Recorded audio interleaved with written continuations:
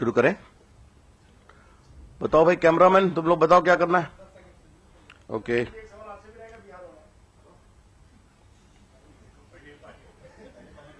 पानी भी लेता है। जो सवाल हम आपके सवाल के जवाब देने आए हैं। कौन सी आ जाओगी?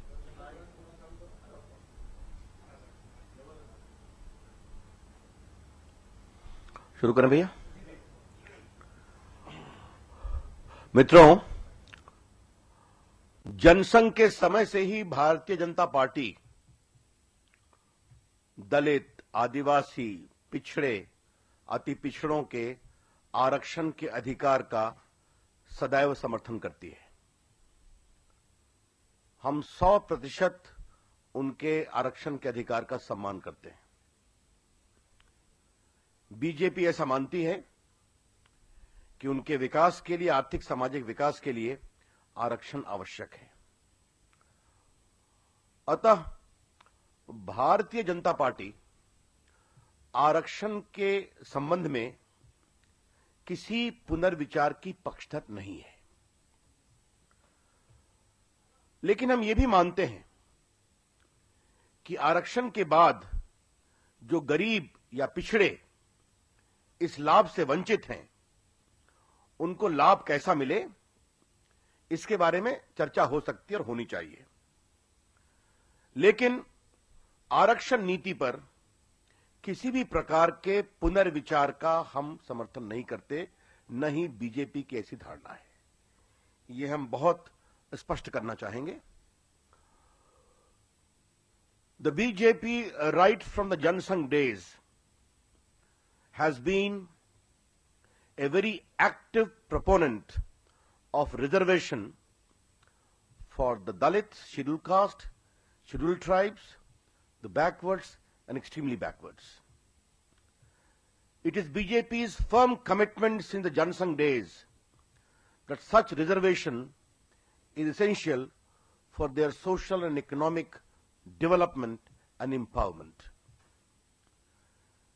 The BJP is not in favor of any reconsideration of the reservation being extended to these groups, namely the SC, the ST, the backward caste and the extremely backward caste as enshrined in the Constitution. However, those who are poor, the marginal and also the leftover backward community who have not been able to get the scope for development, what further consideration can be given to them? Suggestions are most welcome, including a discussion for the future roadmap. However, the BJP indeed is very clear and very categorical that there is no need to reconsider the reservation, nor the BJP supports it. बस मेरी ओर से इतना ही कहना था।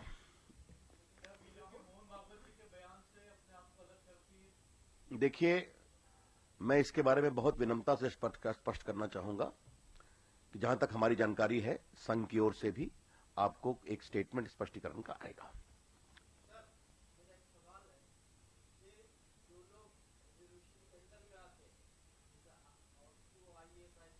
अब वो एक विस्तार से अलग का विषय है, उस पर अभी चर्चा करने का विषय नहीं है। हाँ, उसका वो विषय आज का नहीं है। यार एक मिनट, इस पर पहले कुछ।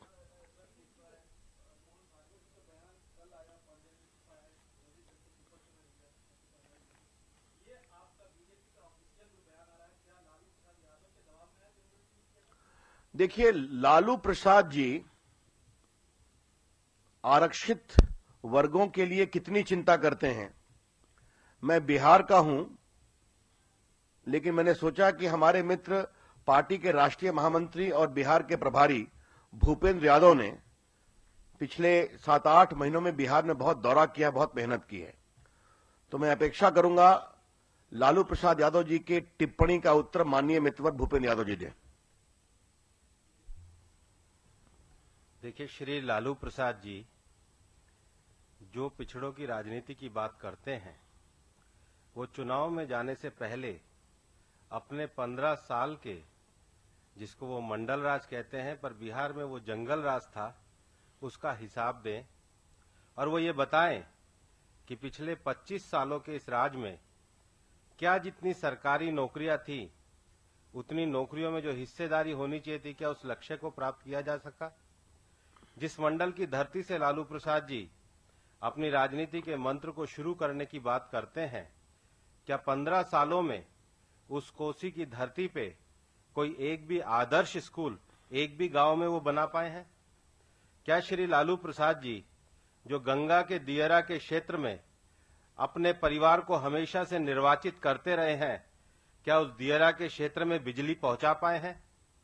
सामाजिक और शैक्षिक रूप के लोगों पे राजनीति करने से पहले 15 साल के अपने शासनकाल में जो उन्होंने बिहार में पिछड़ों के साथ धोखा किया है, जो उन्होंने उनके शैक्षिक और सामाजिक स्थिति के नाम पर केवल अपनी राजनीति करी है, और मैं ये कहना चाहूंगा कि लालू प्रसाद जी इस बात का जवाब दें कि बिहार में 38 जिले हैं, किसी भी एक जिले में गरीबों के लिए कोई आदर्श अस्पताल उन्होंने अपने राज में बनाया है? जो गरीबों को, पिछड़ों को शिक्षा नहीं दे सके, जो उनकी सरकारी नौकरियों के पद नहीं भर सके, जो मंडल की धरती पर सुराज नहीं ला सके, जो लोगों में समन्वय नहीं कर सके, जो सामाजिक समावेश के आधार पे जो विकास करना चाहता नहीं कर सके, वो किस मुंह से पिछड़ों के दावे और पिछड़ों के नेता होने की बात करते हैं? मुझे लगता है कि वो पहले अपना रिपोर्ट कार्ड दें, फिर बात करें। हाँ, राहुल गांधी बुलाता हूं, लास्ट में दूंगा जवाब। और कोई सवाल इस पर संबंध में? देखिए, मैं एक ही बात कहूंगा, बहुत विस्तार से माननीय भूपेंद्र जी ने रख दिया है। मैं मीडिया से जरा एक बार तहकीकात कहूंगा कि जरा लालू जी के 15 साल के राज में कितने पिछड़ों को, अति पिछड़ों को नौकरी मिली, जरा इसका हिसाब होना चाहिए। कितने इंपावर्ड हुए, इसका हिसाब भी होना चाहिए। कितने बिहार के नौजवानों को नौकरी मिली, इसका भी हिसाब होना चाहिए। और नीतीश जी के बारे में क्या कहें, वो तो लालू जी के ऊपर ही बैठे हुए हैं। हां, एक परिवार का बहुत विकास हुआ है, लालू प्रसाद जी के परिवार का, उसको बताने की जरूरत नहीं है। भागवत साहब के बारे में मैंने बता दिया।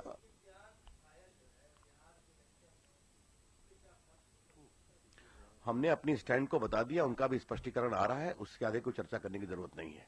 हाँ, आप क्या पूछ रहे थे?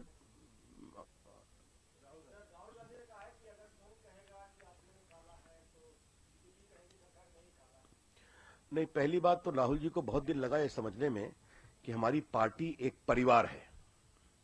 ये उन्होंने बहुत दिन के बाद माना है। लेकिन राहुल जी को संघ पर टिप्पणी करने के पहले थोड़ा मैं उनकी परिवार का इतिहास उनको बताना चाहूंगा, क्योंकि वो चिंतन शिविर में गए हैं, तो अपने कार्यकर्ताओं को थोड़ा चिंतन से बताना चाहिए। जब इंदिरा गांधी ने अपने इमरजेंसी लगाने के लिए, पद बचाने के लिए इमरजेंसी लगाया और काफी लोगों को जेलों में बंद किया, तो क्या उस समय कांग्रेसी कुछ बोले थे क्या? जिन्होंने बोला था वो जेल गए। जब कोतरोकी साहब बोफोर्स कर रहे थे, तो क्या किसी कांग्रेसी को बोलने दिया गया था? ये हम जानना चाहते हैं। और राहुल गांधी जी, जब आपके 10 साल के राज में एक पर एक घोटाले हो रहे थे और देश की छवि शर्मसार हो रही थी, उस समय आम कार्यकर्ता की बात तो छोड़ दीजिए, आप भी खामोश थे और आपकी माताजी भी खामोश थी। चाहे वो कॉमनवेल्थ घोटाला हो, चाहे वो 2G घोटाला हो, चाहे वो कोयला घोटाला हो, या बाकी कई घोटाले हो, और उन घोटालों की परत दर परत हम खोलकर सफाई कर रहे हैं कि कोयला घोटाले में जब ऑक्शन हुआ खदानों का, तो 3 लाख करोड़ आए। स्पेक्ट्रम का ऑक्शन हुआ मेरे विभाग में, तो 1,10,000 करोड़ के रुपया आए। तो राहुल जी, थोड़ा इसको भी याद करके अपने परिवार की नई भाषा में बताएंगे तो आपकी पार्टी का कल्याण होगा। अब देखिए, इस पर तो वो बहुत बड़ी बात कर रहे हैं। बेबुनियाद हल्की बात करने में राहुल गांधी पारंगत हो गए। और मैं तो, जब उन्होंने कहा है, तो मैं उनसे एक सवाल करूंगा उनके प्रश्न के उत्तर में कि राहुल गांधी जी, कृपा करके ये बताइए, आप कहते हैं कि संघ ये कहता है, जो कि गलत है, आप जहां जहां गए कांग्रेस हार गई। क्या किसी कांग्रेसी ने आपसे सवाल पूछा कि आपकी अगुवाई में, आपकी माताजी की अगुवाई में कांग्रेस पार्टी 44 पे कैसे हार गई। उत्तर प्रदेश हार गए, पहले बिहार हार गए, महाराष्ट्र हार गए, जम्मू कश्मीर हार गए, हरियाणा हार गए और झारखंड हार गए और आगे बिहार हारने वाले हैं। तो राहुल गांधी जी, पहले आप ये बताइए कि क्या किसी कांग्रेसी ने आपकी अगुवाई पर सवाल उठाने की हिम्मत की है, और कोई हिम्मत करेगा तो क्या पार्टी में रहेगा? इसका जवाब दीजिए पहले। Thank you. चलिए।